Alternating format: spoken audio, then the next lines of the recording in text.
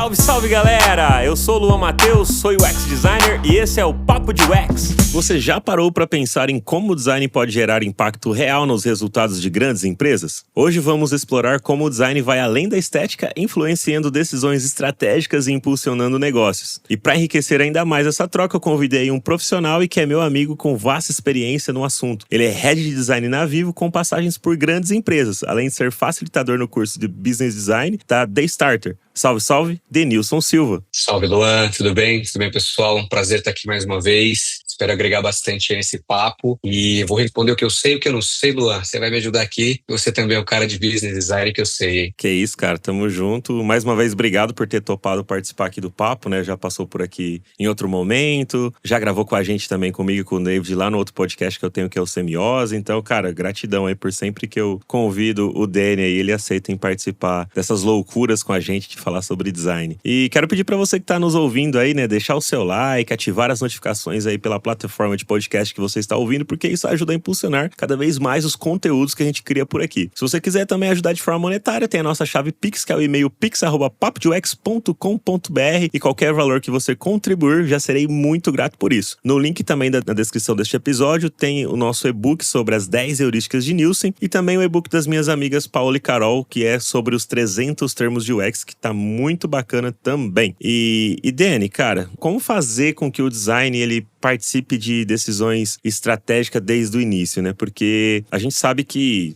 dependendo do contexto que a gente tá, diversas vezes vem muitos top-downs. A gente até alguns anos atrás falava muito sobre design estratégico.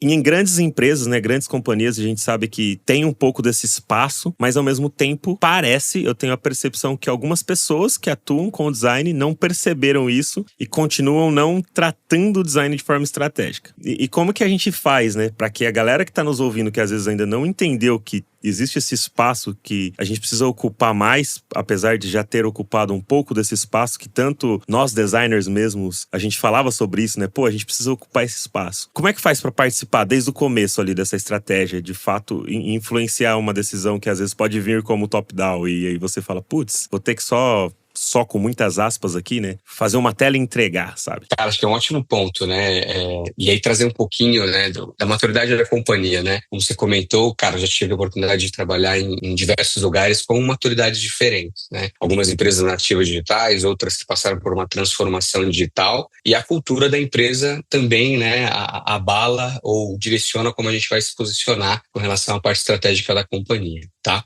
Eu gosto sempre de começar com um posicionamento claro e com confiança, né? Mostrando que a gente, no final do dia, é um parceiro do negócio, né? A gente sempre foi muito taxado, e o que é bom, né? De defensor do usuário, né? De olhar sempre ali para o usuário em primeiro lugar. Eu acho que a gente tem que manter isso, a gente tem que realmente ser o defensor do usuário, mas a gente tem que entender qual que é a linguagem que a gente vai conectar o usuário com o negócio. E como você comentou, cara, não é fácil, né? É uma etapa complexa e ela tem que participar desde o começo das tomadas de decisões, né? Então, por isso que construir relacionamento com as áreas estratégicas é importante, né? A gente sempre fala de influenciar roadmap, né? Como é que a gente está mais próximo ali da tomada de decisão estratégica da companhia, e às vezes a gente sim é deixado de lado, né? Passei por vários momentos da carreira em que, nossa, eu tive que estreitar muito o relacionamento para conseguir participar das reuniões estratégicas, de eles entenderem que ter a voz do design, né? Ter alguém da disciplina é importante também para a gente trilhar o caminho ali das evoluções que a gente está fazendo com o produto digital, né? E eu acho que no final do dia a gente tem que contribuir com clareza, né? De resolução de problema, de levantamento de hipótese e de gerar valor para o negócio e para o cliente, tá? Então, assim, cara, na minha visão, né? Quando a gente se senta e quando a gente se provoca para discutir estratégia numa mesa de negócio, né? Sei que parece clichê, a gente fala muito de falar a língua do negócio, mas literalmente a gente precisa falar a língua do negócio. Como é que a gente vai influenciar tomadas de decisões em design, né? Que está muito conectado ali com a gente melhorar as etapas do funil, né? Deixar mais simples para o usuário, deixar a usabilidade mais fácil dele cumprir as tarefas dele, né? Os jobs to be done, mas entender que isso vai ter reflexo no nosso CAC, no nosso LTV, no nosso ROI. Então, quando a gente começa a entender quais são as métricas, né, de negócio, a gente começa a ter mais voz e começa a influenciar mais isso. Mas um ponto importante aqui, tá, Lu? A gente brigou muito para sentar nessa cadeira. Quando a gente chega lá, a gente também tem que saber que a gente não é só ouvinte, né? E eu sei que é difícil a gente, às vezes, se posicionar, colocar um contraponto, né, dentro de alguma visão de negócio, de tecnologia, de marketing, mas acho que a gente sim tem que se posicionar, né? A gente sempre tem que, se a gente tem alguma coisa para somar na discussão, a gente precisa desprender um pouco, né, do laço ali, ou da vergonha, ou da incerteza, e colocar esses papos na mesa para a gente discutir. Com relação ao top-down, cara, eu vejo duas frentes com relação a isso, tá? Tem empresa que vai fazer isso muito mais por conta da cultura e por conta que o direcionamento estratégico sempre vem, né, no lugar mais acima. E aí a gente também tem que entender que a gente não vai mover o oceano inteiro. A gente tem que escolher quais são as batalhas que a gente vai brigar, cara. A gente entende que a companhia, 80%, né, das nossas demandas vem, né, já estruturada de um time que é um time de C-level, um time de diretoria. Acho que a gente tem que entender os outros 20% como é que a gente consegue e deixar esses 20% maior, né, fazer um bottom-up saudável, mostrar que até no top-down, cara, você consegue trilhar um pouquinho de qual que é a métrica que eu quero aferir aqui. Entendi que essa demanda vai vir de qualquer jeito. Não vou só reclamar e falar, eu venho o top-down. Como é que eu absorvo ela, destrincho ela e faço ela virar talvez uma demanda mais rica, mais madura, que traga valor, né, que os stakeholders querem, mas também que traga valor para o cliente e que ela seja uma demanda que foi priorizada dessa maneira, mas que no final do dia ela pode ter uma outra estrutura, né, porque até isso é importante, né, Luan? O que ele vem super drivado normalmente no top-down, né, mas o como ainda está muito na nossa mão. Então, como é que a gente utiliza bem esse o como, né, para mostrar o valor que a gente tem aqui, estruturando as hipóteses e trazendo aí métricas de resultado em cima dele. Tá? Um pouco como eu vejo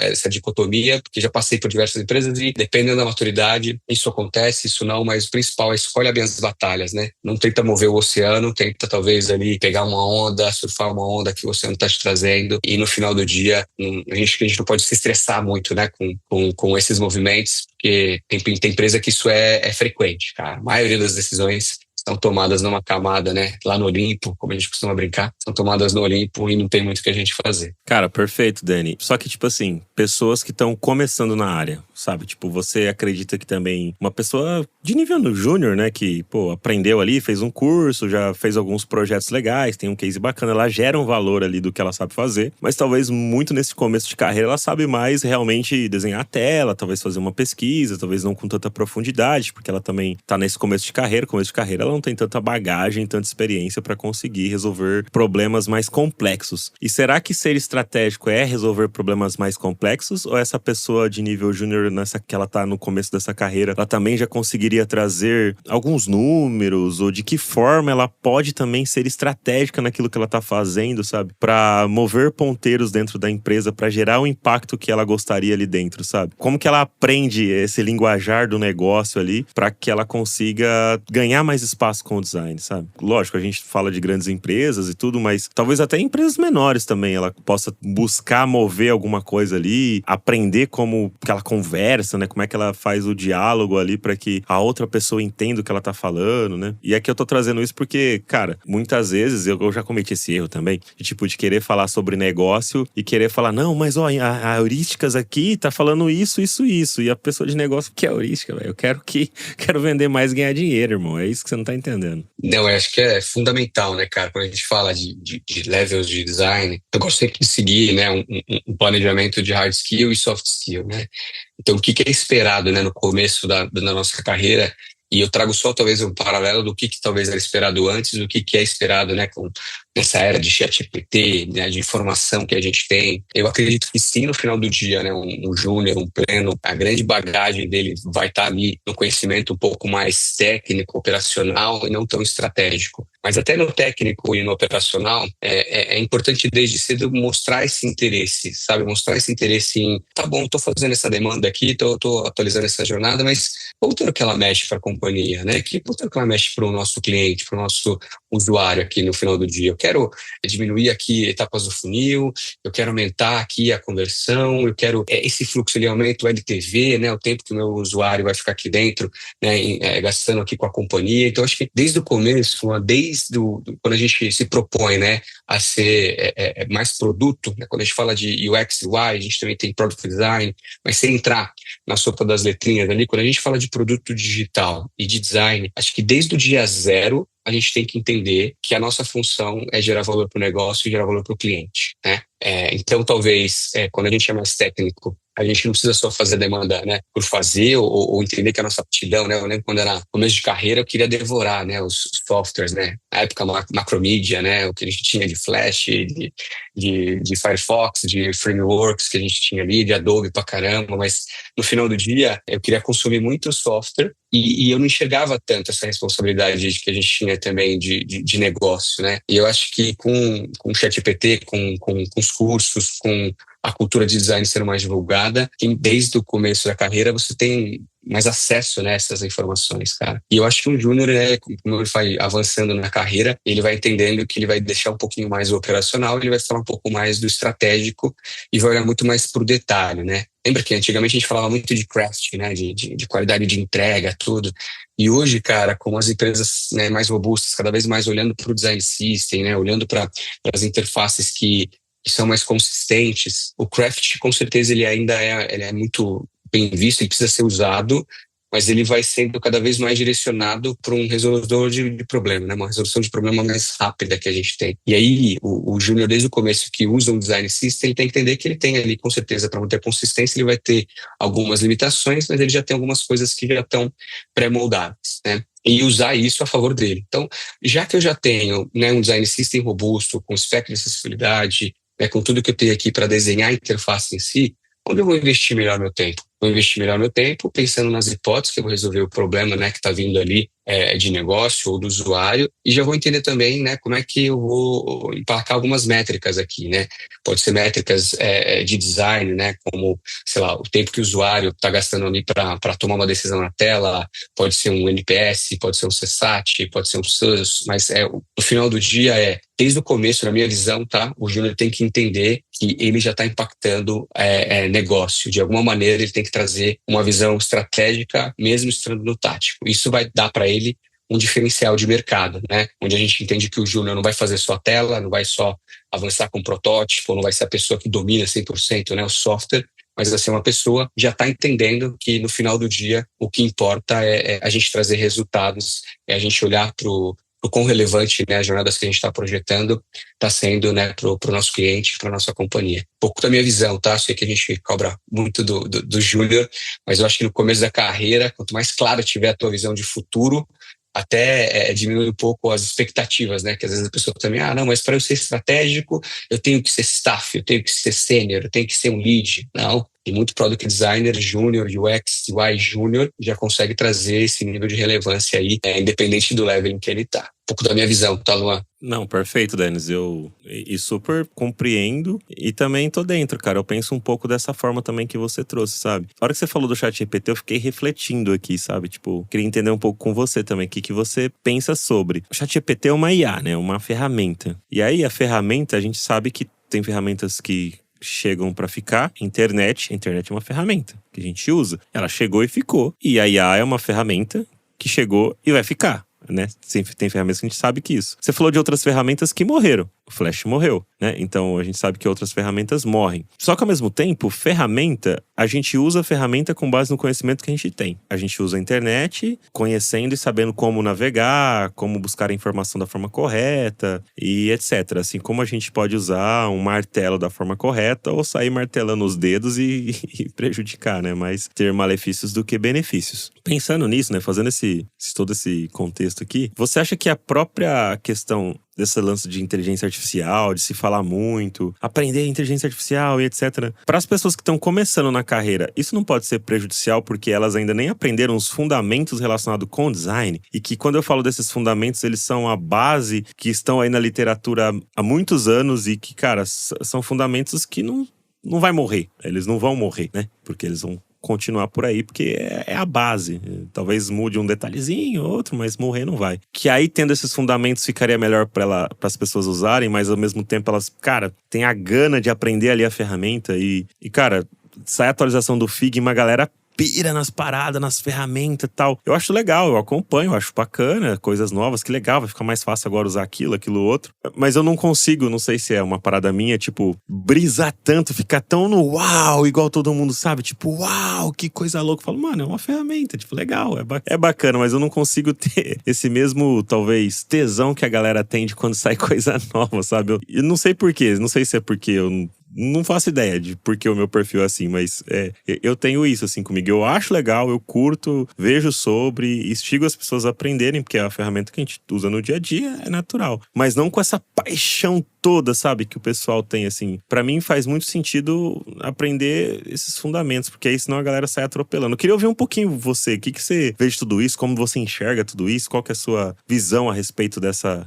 ótica, desse ponto que eu trouxe aqui, sabe? Porque isso tem um impacto com relação a como a gente pode influenciar no design dentro dos negócios das grandes empresas para que elas tenham um retorno, né? Porque se nós não formos bons profissionais, a gente não consegue trazer esse impacto, sabe? É o que você falou, cara. IA é um caminho sem volta, né? Tipo, e para mim ainda vai acontecer muita coisa nesse paradigma de como a gente utiliza, né? E para mim o principal ponto é esse, né? Eu acho que com o avanço a gente vai ter um impacto grande, principalmente em design, porque eu li um artigo, cara, esses dias da Julie Zhu, que era do Facebook, que ela fala muito desse lance de como a interface conversacional vai mudar o jogo em design, né? E a gente já vê hoje movimentos de alguns aplicativos que não tem mais a interface, né? Ele só tem ali a conversa. Então, dá um exemplo, né? Um aplicativo de banco, em que você abre o banco e só fala, quero ver me fala qual é o meu extrato. Ele vai te falar teu extrato. Quero fazer o pagamento do boleto tal. Tem esses boletos no seu CPF. Quer fazer o pagamento? Você não precisa mais lembra que a gente trabalhava muito, né? Arquitetura de informação, né? O fluxograma. O usuário tinha que saber qual que era a morada, né? De cada item que ele tinha. Eu acho que para o futuro isso ainda vai quebrar muito o nosso paradigma de construção de interface. Claro que eu estou falando, né? Não vai ser daqui 5 anos que isso vai acontecer. Talvez muito lá na frente. Mas eu acredito que essa facilidade de uso, porque eu uso muito, cara, ChatGPT, Gemini, eu uso muito, assim, muito no sentido de que eu gosto de testar, eu gosto de treinar línguas com chat, eu gosto de tirar dúvida de roteiro de viagem. Então, assim, eu estou usando muito essas ferramentas, cara, mas muito, assim, né? Mas é isso, ela vai ser boa para quem souber usar. E saber usar parte do princípio que você trouxe de que eu tenho que saber fazer a pergunta certa. E eu só sei fazer a pergunta certa se eu sei a base, se eu sei instigar e direcionar, né, o que eu quero como uma resposta, ou o que eu desejo que ele me traga com um pouco mais criatividade. E quando a gente traz isso para o universo de design, eu acho que ele vai facilitar muito, talvez, o nosso operacional e vai ajudar com que a gente foque no que a gente precisa focar, né, que é o pensar, que é o conectar, que é o resolver. Mas a gente só vai conseguir fazer isso se eu souber minimamente como eu gero impacto, qual é a base de design, se eu souber um pouco de linguagem, se eu souber um pouco de gestalt, se eu souber um pouco de base de designs, de utilização, só da parte mais técnica, né, de grid, não só do teórico, mas o porquê, né? Para mim, a disciplina de design, ela nasce muito de entendimento de problema. Qualquer um, com o ChatGPT, com o Gemini, com qualquer ferramenta, se souber fazer as perguntas certas, é cada vez mais reduzir e vai trazer cada vez mais um foco num determinado problema. Eu também acho que hoje a gente quer resolver muita coisa ao mesmo tempo cara, às vezes fica disperso, né? As interfaces ficam repletas de informação. Eu vou fazer uma analogia aqui, Lua, com o que a gente tem, né, de Shopee, daquele Temu agora. Eu falo, cara, eu me sinto muito perdido ali. Mas sempre tem uma roleta para eu girar, uma coisa para eu fazer que eu vou ganhar 100, que eu vou ganhar 200. Eu falei, cara, mas que loucura é essa? Eu não consigo navegar. Eu comprei umas coisas lá para testar, eu não consigo saber onde é que está meu pedido. Eu só consigo saber pelo e-mail que eles me mandam, que aí fala, tá na alfândega, tá não sei aonde. Eu falei, mas e aí? Tipo, então, o foco desse produto é vender e é te estimular, achar que você está ganhando cupom e avançar. E, tá funcionando, né?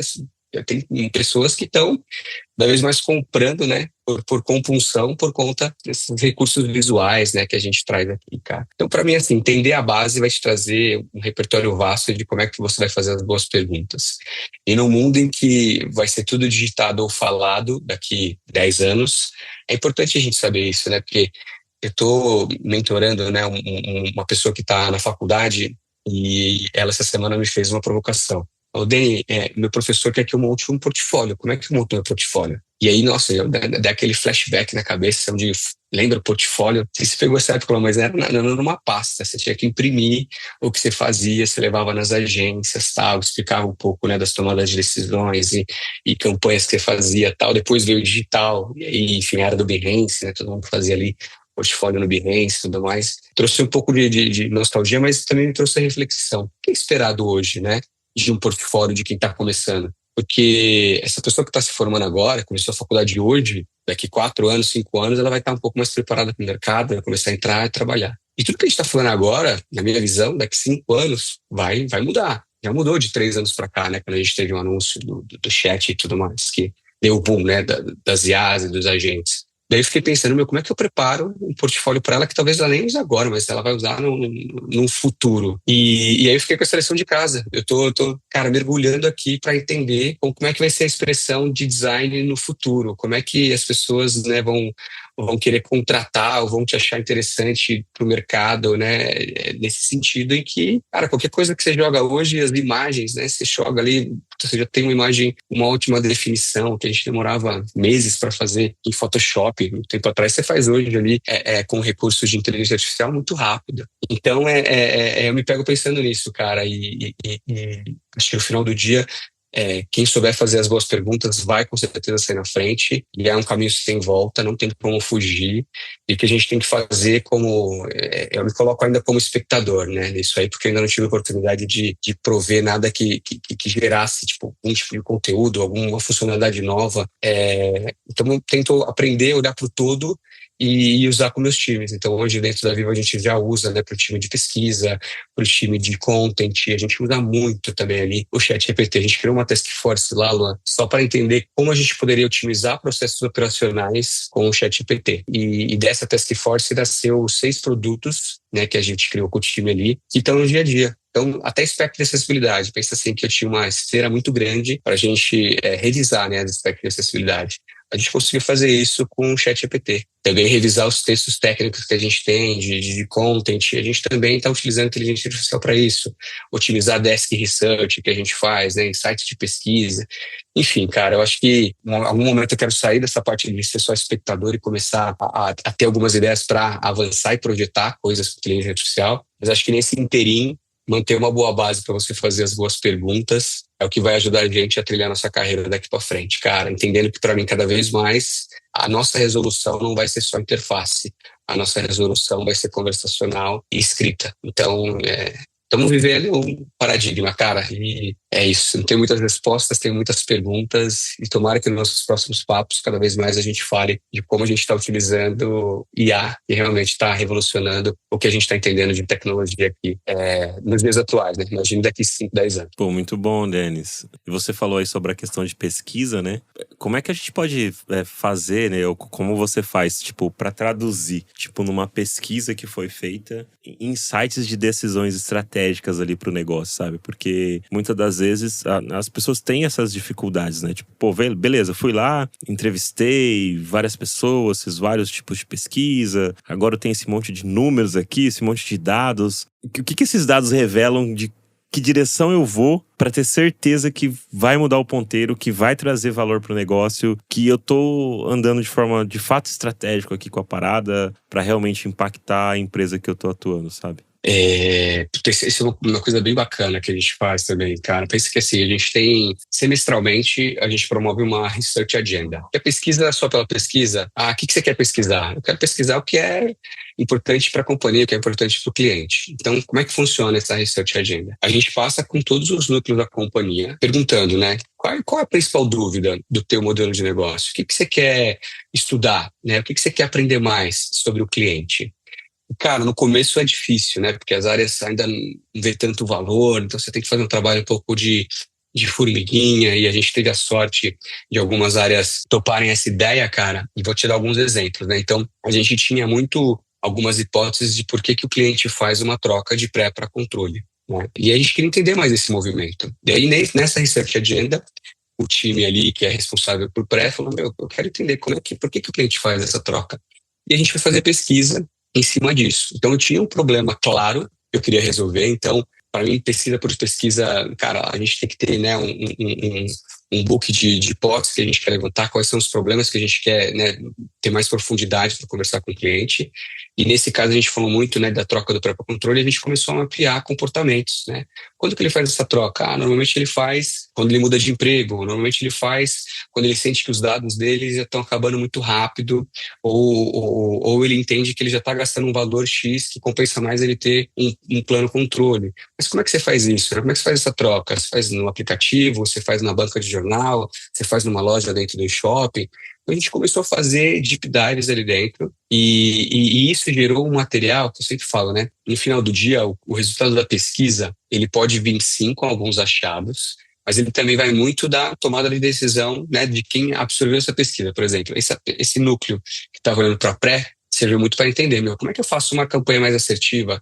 Como é que eu direciono, talvez, para momentos desse cliente, né? A gente está falando cada vez mais de ter jornadas, interfaces personalizadas. Então, eu já entendo hoje no meu app se ele faz R$ 50 de recarga por mês. Se ele faz 50, ele vai fazer um plano de R$ 35, onde ele vai ter mais giga. Por que eu já não proponho isso para ele dentro do meu aplicativo? Então, eu vou personalizando isso. Então, ajudou a gente a criar ali algumas métricas de negócio, né, para ajudar o cliente nessa tomada de decisão de quando ele vai fazer essa migração. Aí a gente tem um outro núcleo, que é o núcleo de segmentação, que usou também essa pesquisa para falar, ele sabe que ele tem benefícios por ser pré e por controle ele tem outros benefícios, então isso também seria um gatilho para ele fazer algum tipo de mudança. Então, essa pesquisa também gerou insights de como é que eu sou mais provocativo na minha área benefícios e trago para ele que com o plano controle ele vai ter mais X ingressos no Cinemark, ele vai ter mais desconto em algumas lojas. Então, a gente acaba usando, né, pesquisa para resolver esse tipo de problema, mas partindo de uma research agenda alinhada com as áreas. Esse foi o primeiro passo que a gente deu, né? Agora a research agenda está mais forte, a gente está com fila de espera, né, para fazer as pesquisas, né? A gente hoje na Vivo está entrando muito no modo seguro, que é como é que a gente promove, né, funcionalidade de segurança, né? Cada vez mais a gente que mora em São Paulo, em outras capitais, sabem que roubo, né, o furto de celular está cada vez maior. Isso não tem que ser um problema só do cliente, cara, é um problema da companhia, que a gente vende celular, a gente trabalha com linha, então qualquer coisa que abala o cliente, né, nesse sentido, ele é importante para a gente. E a gente foi começar a entender também com os clientes como ele vê essa funcionalidade de segurança, se ele quisesse só ter uma funcionalidade de segurança na Vivo, qual seria essa funcionalidade, como ele faz o acionamento, a ativação dessa funcionalidade. Então, assim, uma pesquisa, cara, ela tem que ter um foco claro e ela tem que conversar com as áreas. Minha sugestão aqui, né, seja pequena empresa, grande empresa, eu acho que na pequena a gente consegue ver até mais impacto, porque você está naquele time enxuto, né? Você está com pessoas que fazem, né? E tem abertura para estar mais conectada com os stakeholders. Empresas maiores, você vai ter que juntar mais pessoas, entender quem são os responsáveis de cada área para gerar esse material do que a gente quer pesquisar, mas criar esse fluxo, né? De ter pesquisas estratégicas. E por que o semestral, né? Porque a gente entende que, cara, não é uma pesquisa que eu vou fazer em uma semana, não é uma pesquisa que eu vou fazer em 30 dias, não. Eu quero profundidade, eu quero entender o porquê do porquê do porquê. E a gente está com a Research Agenda gerando valor e todas as áreas agora estão fazendo alguns pedidos. Alguns a gente ainda tem que calibrar, né? Porque às vezes é uma pesquisa que, ele é a pesquisa do sorvete, né? Não vai sair perguntando para todo mundo na rua quem gosta de sorvete. A maioria das pessoas não gostar de sorvete.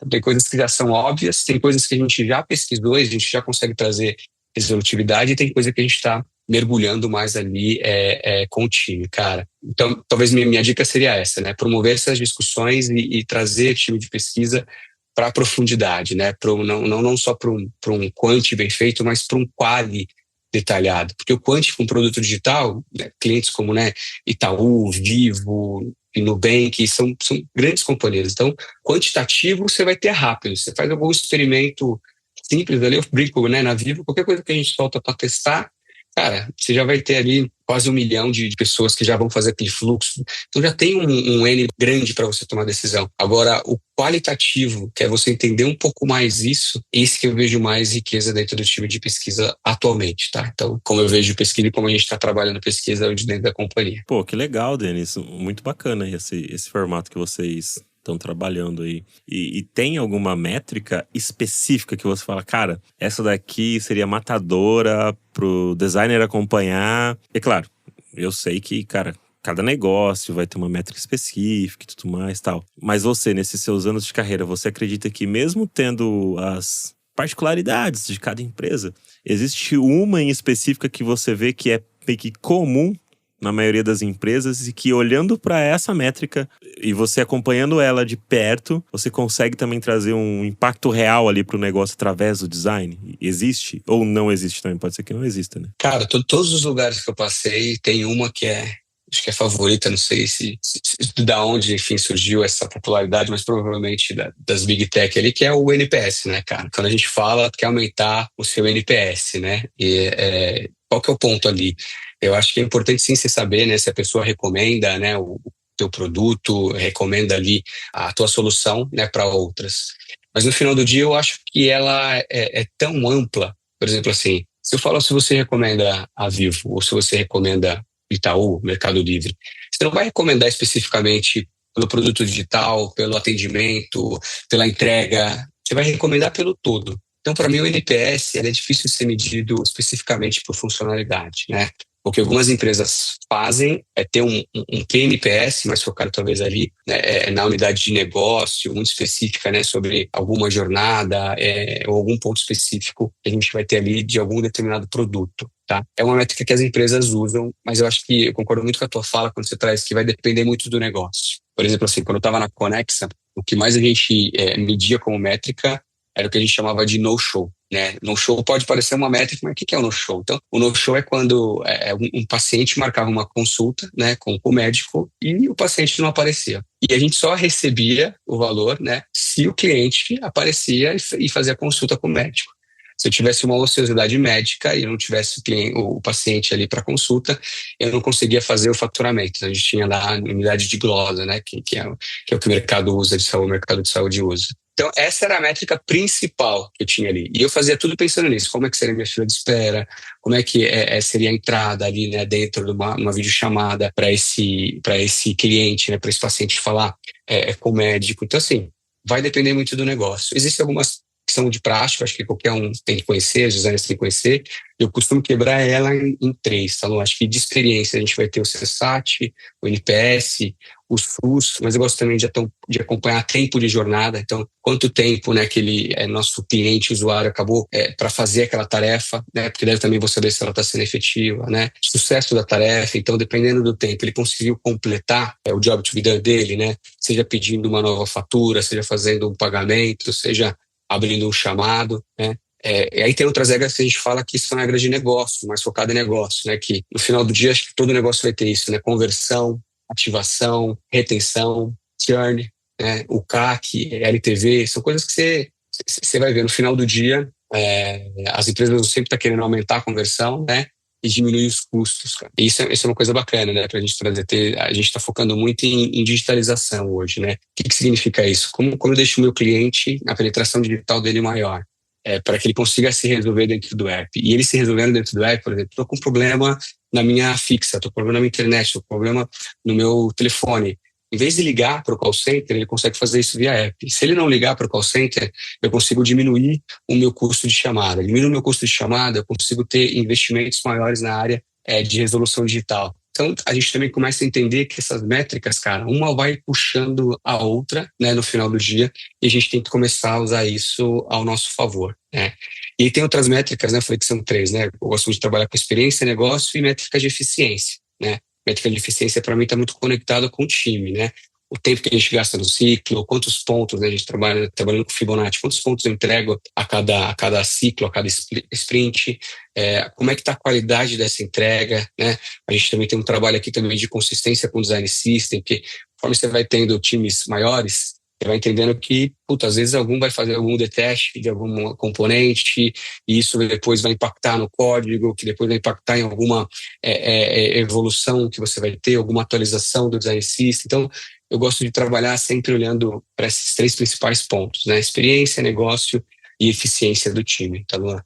Mas é isso, cara. Na sopa de letrinha das métricas, eu acho que a gente tem que como você pontuou, entender do nosso negócio, entender o que é importante e relevante, né, para os nossos stakeholders e também conectar isso com os nossos clientes, usuários aí, para saber qual que a gente vai percorrer, independente se eu estiver fazendo uma funcionalidade de pagamento de fatura ou se eu estiver fazendo uma funcionalidade de mudança de plano, eu tenho que saber qual é a métrica de sucesso para aquela funcionalidade que eu estou ajudando a criar, tá? Acho que no final do dia, isso é mais importante do que talvez a sopa de letrinha. A sopa de letrinha, para mim, entra naquela seara que você tem que saber. Sabe o que você tem que saber? Você tem que saber. Como designer, no dia 1, você tem que saber usar o Figma, entender da parte da base dos processos, entender conceito, entender estruturação, e você tem que saber, minimamente, quais são as métricas que vão medir o resultado das suas entregas ali. Pô, muito bom, Denis. E você comentou aí sobre a questão de grandes empresas, né? A gente sabe que quanto maior a empresa, mais processo precisa ter para poder ter um controle melhor de qualidade ali do que é feito, né? Senão vira bagunça. Mas ao mesmo tempo,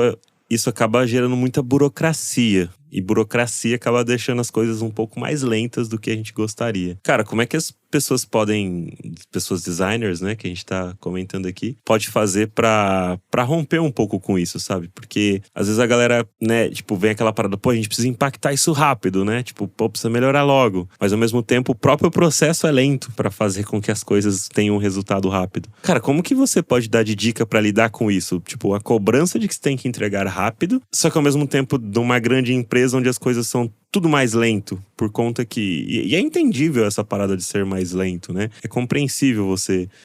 talvez não tanto em tudo, né? Porque tem coisas que a gente sabe que sempre dá pra melhorar alguma coisa, mas outras a gente sabe que precisa ter, de fato, um processo ali, uma burocracia, como eu falei, pra não virar uma bagunça. Como que você faz pra lidar com esse tipo de situação e pra galera que, às vezes, entra numa grande empresa e tem esse impacto de tipo, nossa, cara, é assim, né? Pra gente, às vezes, mudar um botão, cara, demora, sabe? E faz sentido, novamente. Porque pensa, pô, um botão, igual você falou, um teste que você faz aí na Vivo, cara, um simples teste você impacta 1 milhão de pessoas assim. Se não tiver o cuidado, se for um negócio errado, é 1 milhão de pessoas que vai ver um negócio zoado, entendeu? E que isso tem um impacto pra marca. Então, eu tô trazendo esse contexto pra galera entender que é natural que tenha mais processo. Mas como lidar com isso, né? Dessa pressão de, pô, tem que entregar rápido, mas ao mesmo tempo o próprio processo é lento, o que eu faço, sabe? Ótimo ponto, Luan. E é maluco isso, né? Mas cada vez mais a gente tá correndo contra o tempo, né? As pessoas querem as coisas rápidas e a entrega rápida, tudo é rápido, e você acaba perdendo um pouco do que você tá gerando de impacto ali e tá olhando sempre a data, né, cara? E isso é perigoso, tá? Eu acho que é um jogo perigoso. Eu acho que também não é País das Maravilhas, onde a gente acha que não, tudo a gente vai ter tempo, tudo a gente vai conseguir seguir todos os processos. Acho que também não é isso, mas acho que a gente também tem que escolher um pouco das batalhas. E aí vem talvez a minha dica, né, que você colocou aqui, cara, que assim, parece simples, mas é complexo no dia a dia. É simples, assim, tipo, o importante é a gente saber onde é que a gente vai insistir e onde a gente vai ter que se adaptar. Se eu tivesse, tipo, dar uma dica pra galera com relação a isso, aonde você vai pôr energia e aonde você só vai se adaptar e vai falar, beleza, entendi, não tem muito o que eu fazer com relação, né, às etapas burocráticas do processo. Tá mais empresas que, né, a gente trabalha com muitos legados, putz, a gente sabe que não é tão fácil girar esse ponteiro, cara. Então, foca aonde você acredita que vai realmente dar pra você mudar o ponteiro, e o que não der, você tem que se adaptar, cara. E às vezes a gente acaba criando alguns atalhos seguros ali, né? Que a gente, enfim, não compromete tanto a governança, mas a gente já sabe, putz, vou dar um exemplo, suporte técnico. Eu sei que suporte técnico é um legado de muitos e muitos anos, que qualquer coisa que eu faça ali é uma outra tecnologia, eu tenho pouquíssimos desenvolvedores que vão fazer isso, e ela não consegue seguir, a gente é uma linguagem que não dá para implementar o design system, porque ele não lê a biblioteca que a gente criou. Cara, se adapta.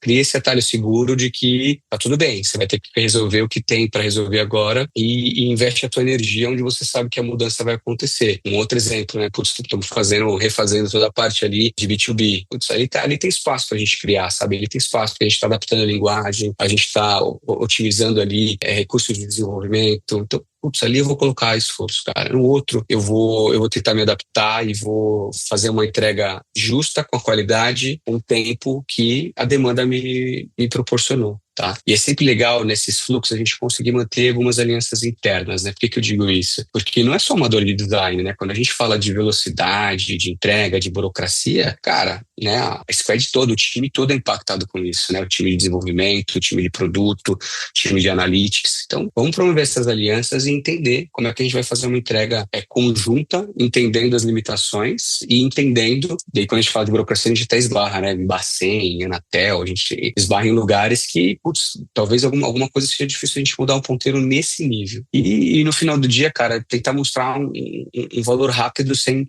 desprender tanta energia nesses pontos mais burocráticos, sabe? Por mais que a gente sabe que algumas coisas estão prontas para mudar e outras coisas não estão prontas para mudar. Vamos investir energia no que está pronto para mudar. No que ainda não tem maturidade, no que ainda é incerto, não tem porquê. Vou te dar outro exemplo aqui. A gente estava trabalhando muito numa funcionalidade nova, e essa funcionalidade estava muito no foco de alguns stakeholders, né? E por estar no foco de alguns stakeholders, cara, eles estavam muito incisivos em como, né? Eu entendo que o que é deles e o como é nosso, mas no como. E aí, no final do dia, cara, eu sentei com o time e falei, eles estão tão convictos disso, e a funcionalidade, no final do dia, ela é tão pequena em termos de todo. Vamos se adaptar, vamos entender como é que a gente pode se adaptar para essa aqui é uma batalha que a gente não vai ganhar. A gente vai brigar todas, mas a gente não vai ganhar algumas. E tá tudo bem também. Vamos abrir mão de algumas coisinhas, vamos botar esforço, né, e dedicação no que a gente acredita que a gente vai mudar. Enfim, também não é uma regra universal, mas eu gosto de tratar da saúde, né, mental também de quem tá comigo, cara. E às vezes essas pessoas, né, querendo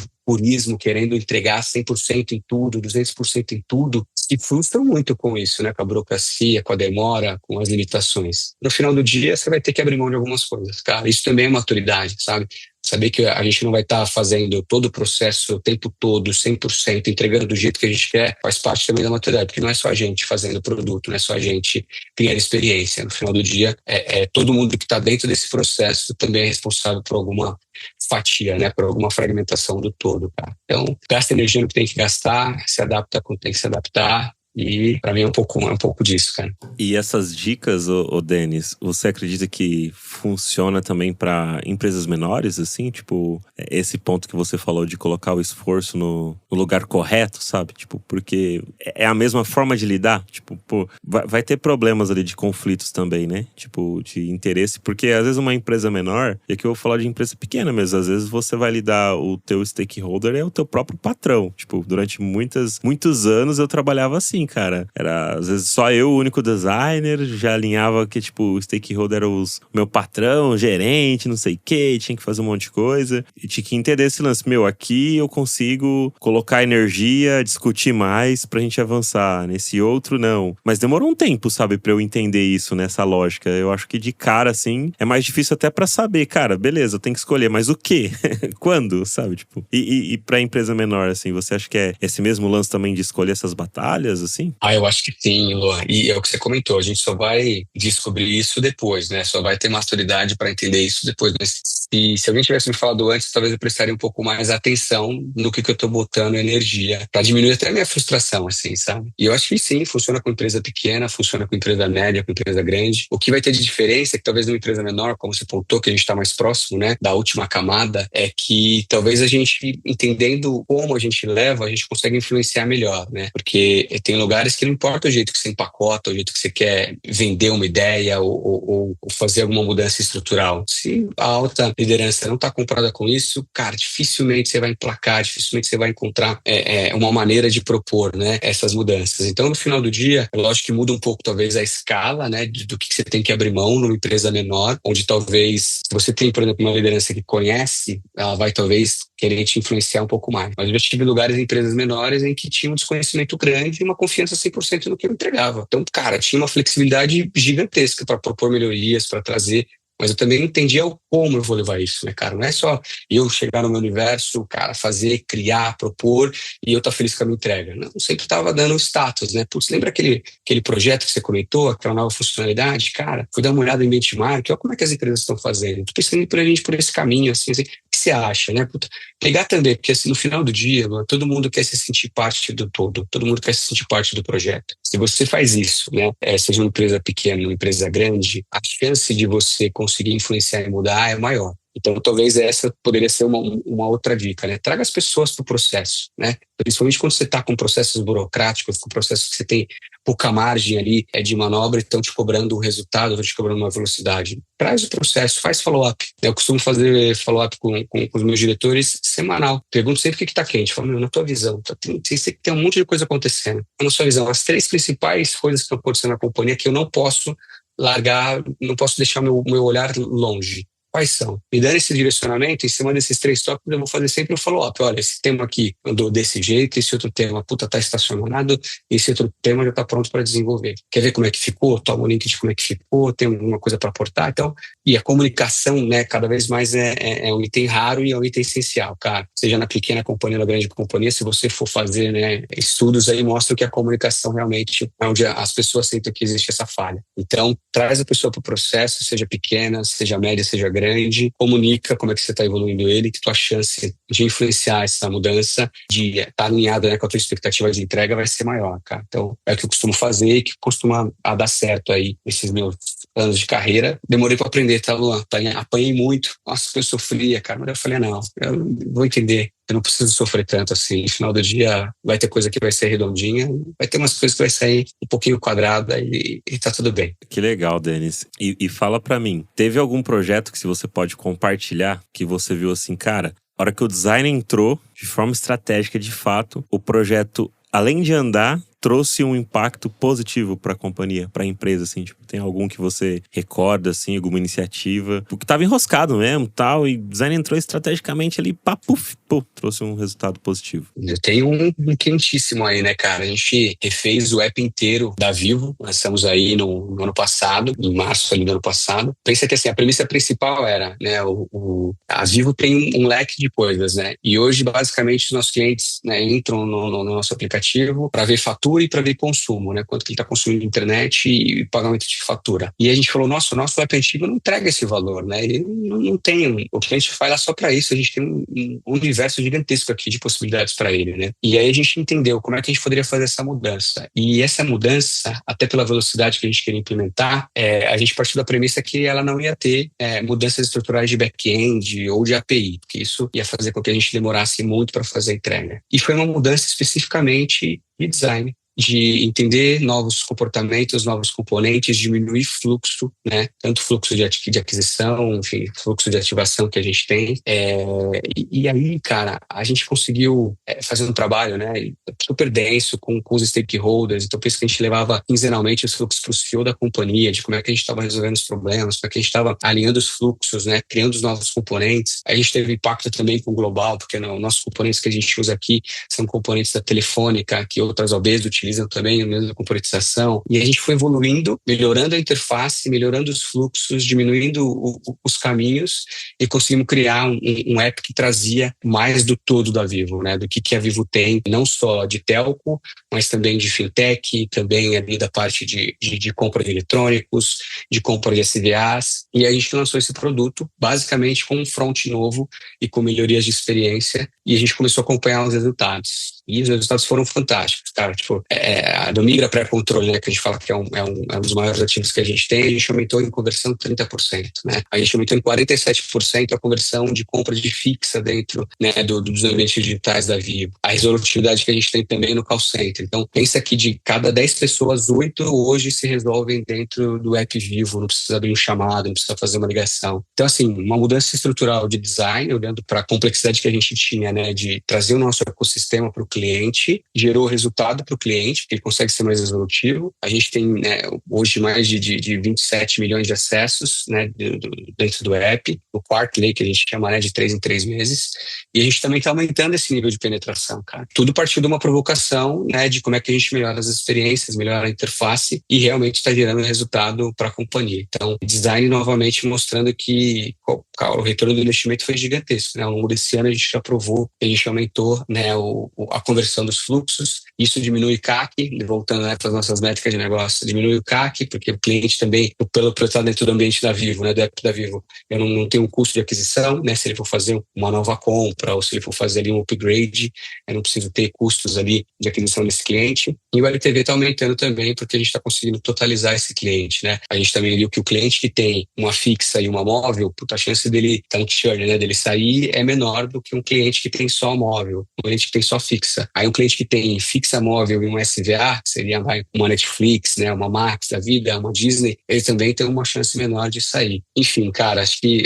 o grande case é esse. Mudamos basicamente a estrutura nesse um ano, né, visual, usabilidade, diminuindo o fluxo, e ela trouxe resultados aí de 30% ou mais de conversão em cada segmento que a gente tem aqui, ó. Pô, parabéns pelo case, Denis. Cara, muito bom, velho. 30% é muita coisa, cara.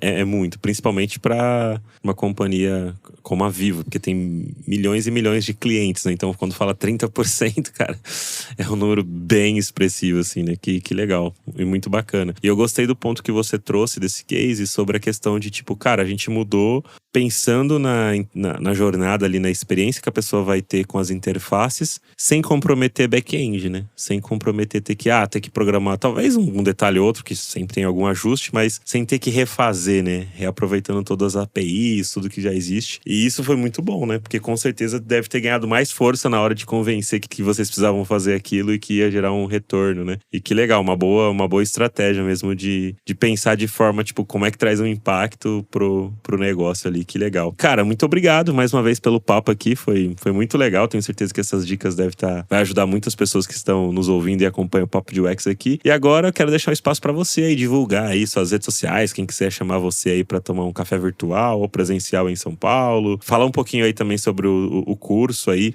sobre a questão do business design, como é que é, onde as pessoas conseguem também acessar, participar contigo, se quiser fazer mentoria também com você. Enfim, cara, esse espaço é seu. Legal, Luan. Obrigado você, mais uma vez, pelo espaço. Enfim, adoro trocar essas ideias. Se quiser, por favor, pode me convidar. Cara, acho que eu sou mais ativo no LinkedIn, então estou promovendo ali alguns tips, né? Então, sempre que eu leio um artigo, que eu vejo alguma provocação, eu gosto de soltar um tip rápido, que é uma frase ali, né? Tentando tangibilizar um pouco de alguns temas. Então, me sigam lá no LinkedIn, Denilson Silva. Tem esse curso maravilhoso aí que eu estou criando junto com a The Starter, que é de Business Design. Então, é muito focado nas minhas experiências, no que eu passei aí ao longo de startups de crescimento acelerado, de unicórnios aí, enfim, como o Nubank, de empresas complexas como a Vivo, né, na transformação digital. É um curso, cara, que ele é muito focado em prática. Então, pensa que eu sempre tento trazer alguma coisa para a gente fazer teste ali na hora, na aula, cases, né, que são relevantes para cada tema que eu estou trazendo. Então, tentei criar uma coisa que realmente faça sentido e que seja muito dinâmica, tá? Então, quem quiser acessar o curso, eu acho que a gente vai deixar o link em algum canto aqui, mano, vou pedir tua ajuda para deixar o link aqui do curso. E se tiver qualquer dúvida sobre o curso, como vai ser a abordagem, quais vão ser os temas, podem me chamar também aí no LinkedIn para a gente bater esse papo. Mas, enfim, curso inteiro pensado com muito carinho, com experiência prática, e é um curso super interativo, né? Não vai ser palestrinha, não vai ser só passando slide, vai ter pergunta ali para a galera, vai ter interação. Então, você que quer trocar, quer saber mais sobre business design, como o design impacta, né, diretamente em negócio, e aí seja empresas pequenas, médias, grandes, né, startups, empresas de tecnologia ou não, acesse o link aí que a gente vai deixar aqui para você na descrição. Pode me procurar também ali no LinkedIn para a gente trocar essa ideia, tá bom, Luan? Muito obrigado, cara. Parabéns, sucesso para você, e Papo de UX aqui, sempre presente na minha vida, sempre escuto. Um prazer estar aqui com você e compartilhar um pouquinho aqui das minhas histórias, da minha vivência, cara. Pô, valeu mais uma vez, Dani. Obrigado mesmo, cara, por sempre topar, como eu falei, essas loucuras que a gente faz aqui dessas gravações, trocar essas ideias, bater esse papo, levar essas informações pra galera, ou levar mais dúvidas pra galera, né? Deixar algumas pulgas ali atrás das orelhas do pessoal aí. Mas é muito bom, de fato, também trocar contigo aí. Gratidão mesmo por sempre você aceitar aí os meus convites. Galera que tá nos ouvindo, lembre de deixar o seu like, ativar as notificações, compartilhar esse link aí pelas redes sociais. Se for compartilhar no LinkedIn, marca o Denilson lá, Denilson Silva, marca eu também, Luan Matheus, por lá, pra gente saber a sua opinião. O que você achou desse episódio, dessa troca aqui, o que mais te marcou nessa nossa conversa? Coloca lá Vai ser muito legal estender o papo daqui da plataforma de podcast que você está nos ouvindo para a plataforma do LinkedIn ou qualquer outra rede que você for compartilhar. Aí, como o Denilson falou, também está aí o link do curso dele na descrição do episódio. Clica aí também para você fazer o curso com ele, que com certeza vai ter muito mais valor, além do valor que ele já entregou aqui nessa conversa de hoje. É isso aí, valeu e até o próximo episódio.